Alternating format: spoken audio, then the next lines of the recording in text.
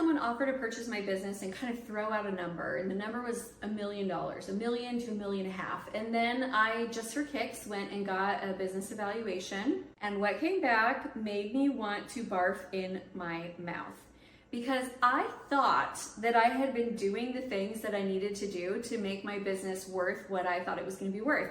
I knew what our sales looked like. I knew what our systems and processes looked like. I knew that I had a team. I knew that I had software and proprietary information. In my mind, this business was going to be so valuable. And when it came back, it really wasn't worth much of anything. And I'm going to guess that your business is also probably worthless. If you remove you out of the equation, there's probably not a lot of value left. So in this video, we're going to talk about what makes your business worthless and what builds your business evaluation. The good news is that no matter where you're at, you're probably only 18 months to 3 years away from $1 million or multi-million-dollar business evaluation, and it is not as hard or as expensive as you think it's going to be to get there. So let's jump in.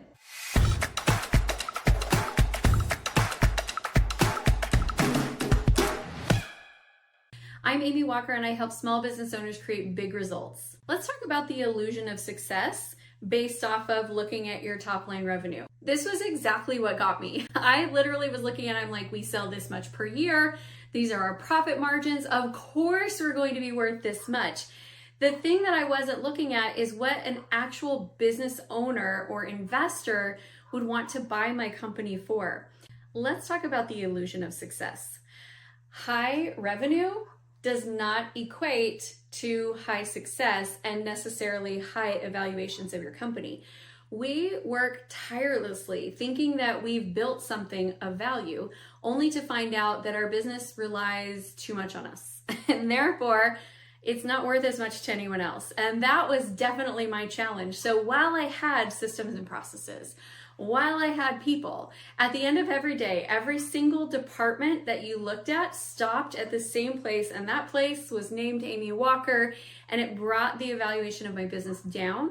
And so I realized that was a wake-up call for me. I realized that I had to do things drastically differently if I wanted to be able to eventually sell my company for millions, or be able to retire and pass something on to my children, or even just get to that space of freedom in my business and exit the day-to-day operations. So here's the $1 million question. Is your business owner dependent? Could your business function without you? If you were to get hit by a bus tomorrow, how long could your business continue to thrive while you're recuperating?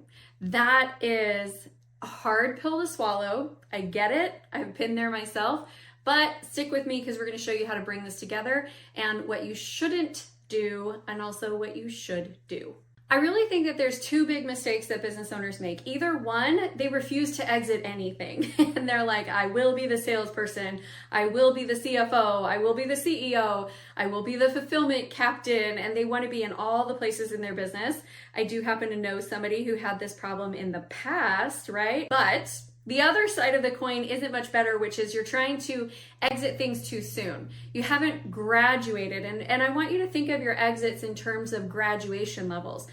So the first place that you get to graduate from your business is in operation. So this is the administration. It's what allows you to be able to move through the day-to-day of your business and keep things running smoothly. This is clerical work, this is bookkeeping work, this is ordering, this is supplies, this is inventory management. These are all of the tasks that somebody else could do, and they could probably do it better for you than you can do it yourself. In my business, this is things like marketing implementation. This is planning and preparing for our conferences that we host. It's a lot of production work, and it's definitely maintaining our systems. So all of that, that's the first level of your business that you get to graduate from and get out of. If you are still doing a lot of that day-to-day stuff, it's pretty inexpensive to hire it out. You could get started with a virtual assistant right away. One of the things that we have done is build an overseas team to go with our US-based team and allows us to be able to balance out our costs and our expenses. But that's the very first place where we look at getting yourself out of. And to do it, you have to take all of the processes out of your head and you have to put them out on paper so that somebody else can follow and really have a seamless transition. The second place that you get to exit and graduate out of is your client fulfillment. This one was hard for me. We are a coaching business. I am considered a coach. I've considered myself a good coach. And so for people to sign up with Amy Walker Consulting and not actually work directly with Amy Walker, that was a big transition for me and kind of a hard pill to swallow. And so what I have learned is that no matter how good you think you are, and no matter how much your clients actually need you, what they really need is your process, your strategy, your system. And so in this level of exit, we're going through and we're looking at customer service, we're looking at client experience, we're looking at our methods, our materials, and we're trying to create systematized processes so that you can switch out and they can work with another service provider that is not you, and it allows you to be able to move into the last two areas until you can also exit from them. Next is sales and marketing. I actually love sales and marketing. And yet I recognize that if I'm the only one closing deals, my business is not going to be worth that much. If I'm the only one who can come up with marketing strategy and I'm the only one who can implement, the business is always going to be tied to my efforts. When that happens, you do not have freedom. You have a job and you have to show up at your job in order for money to come in. So what we get to do is build a marketing strategy and a sales strategy, marketing and sales systems, and then we get to put the right people in those roles so that they can successfully do the systems we've helped to create. And now your business can sell if you're in the office or if you're on the beach. The fourth exit is actually one that most people need to enter before they exit. Too many small business owners don't like the numbers, and so they don't put themselves in the finance department. But clean and organized financials are vital if you want to sell your business. If your financials are a mess, the business looks like a risk instead of an opportunity. So for you to be able to take that next level of exit, you first have to be willing to get yourself in there. Now, I'm not saying you have to be your own CFO. You can hire a fractional CFO. I'm not saying do the books. Somebody else will do it way better than you. I am saying you actually need to start reading the financial reports, partnering with your finance team to create projections and to track growth so that when you do go to get a valuation for your business, you have everything that you need and on paper, you look like a worthwhile investment. $1 million question. Which areas of your business are you still in? I want to invite you to join me at the Exit School webinar. In this session, we are going to go through the critical mass formula. We are going to teach you what your marketing strategy should look like, help you get the right metrics, tracking, and KPIs in place so that you know exactly what you're shooting for.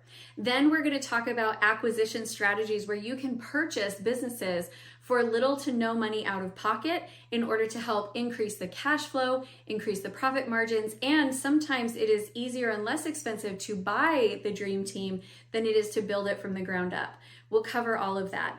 We're also going to do a deep dive into your systems, your processes, and your SOPs, and showing you what you need to have in place to really have a well-systematized company. And of course, we can't finish out this critical mass strategy without scaling your sales and your systems. We're going to go more through that hiring process, what the structure of a sales team should look like, where, when, and how to hire the right salespeople. And we'll walk you through that entire process so that you will have clarity on what's the next right step for you to be able to plan your exit strategy. I know that you started this business because you are passionate about what you do, but also because you wanted freedom.